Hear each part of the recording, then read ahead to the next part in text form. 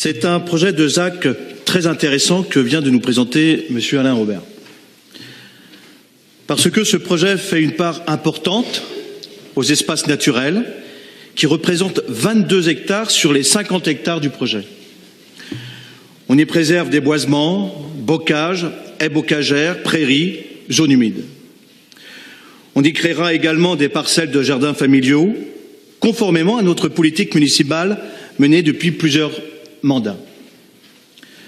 Parce que ce nouveau quartier, destiné à accueillir des jeunes ménages et des familles, est conçu pour favoriser la ville des courtes distances, notamment en intégrant un groupe scolaire, un multi-accueil petite enfance, des commerces et services, des locaux d'activités artisanales.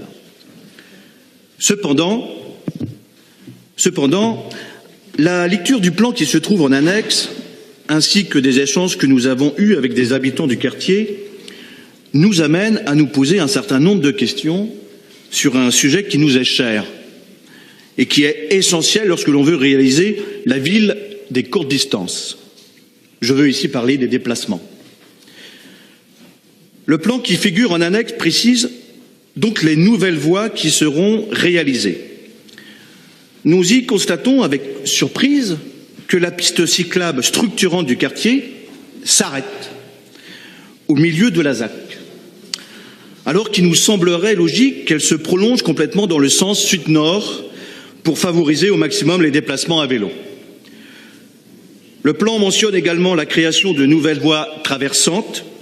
Si nous ne remettons pas en cause la nécessité de voies de desserte du quartier, il est pour nous essentiel qu'elles ne restent que des voies de desserte utilisées à vitesse faible par les riverains. Alors bon, je sais aussi en même temps que Catherine Piot suit de très près ce dossier et que vous avez répondu lors d'une assemblée citoyenne à une partie de ces questions. Je continue.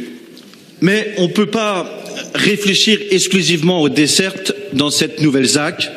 Il faut penser aux liaisons avec le reste du quartier. Toujours dans cette logique de la ville des courtes distances que nous soutenons, quelles seront les continuités cyclables et piétonnes avec l'école Louis Pergaud et le nouveau collège Simone Veil? Quelles seront les liaisons avec les équipements de Saint-Joseph de Porturie, commerce, salle de sport, bord de l'Erdre? D'ailleurs, les cyclistes du quartier déplorent régulièrement que les actuelles bandes cyclables de Saint-Joseph de Porturie soient devenues des espaces de stationnement automobile. Enfin, il est évident que la réflexion doit être plus globale et porter sur l'aménagement de ce grand quartier en mutation qu'est Nantes-Erdre.